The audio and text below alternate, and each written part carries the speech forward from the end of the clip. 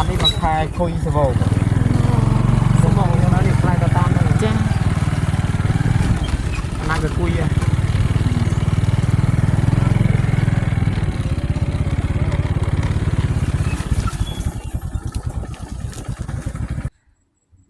กุยไล่กุยจ้า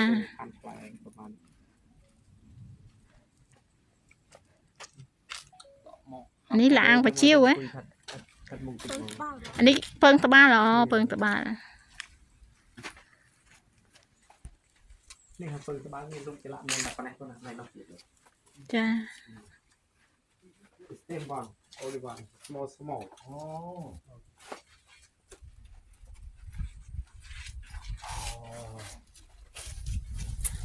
ลองเดี๋ยวมาช่วงเดี๋ยวช่วงมา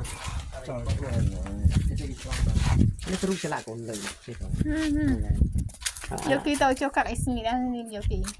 นี่ก็ไม่ยังอันนี้นี่ก่อนอันนี้ตลกรูปนี้จ้องดาวเราดับบัตรเรา 야, 근데 내가 이상한 게 하나 있어. 이게 네. 쭉 오다가 여기 아무것도 없잖아. 네. 그럼 밑으로 툭 떨어져야 되는데 이게 똑바로 갔지 어떻게? 돌 이상한 돌입니다. 이게 아니 나무 뿌리가 아니야 이게. 네. 오다가 이게 참 아무것도 잡아요. 없으면 잡을 게 없으면 밑으로 툭 떨어져야 되는데 이렇게 똑바로 거기 갔지. 네. 쭉오다 쭉 이렇게 기생 같아요. 네. 이게 이렇게 쭉 갔어. 와, 이게 어떻게 됐어 이렇게. 사람이 만드는 것도 아니고.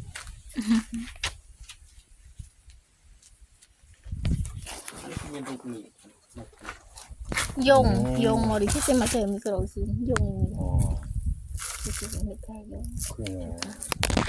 trong lẹt nào về chầm lạ với phân tay về việt lẹ màu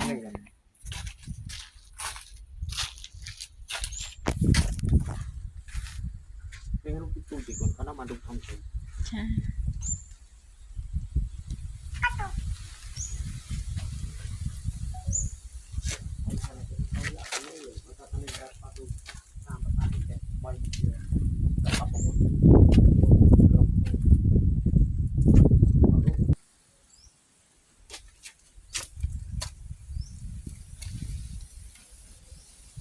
โอเคเดกุดโอเคเดกุด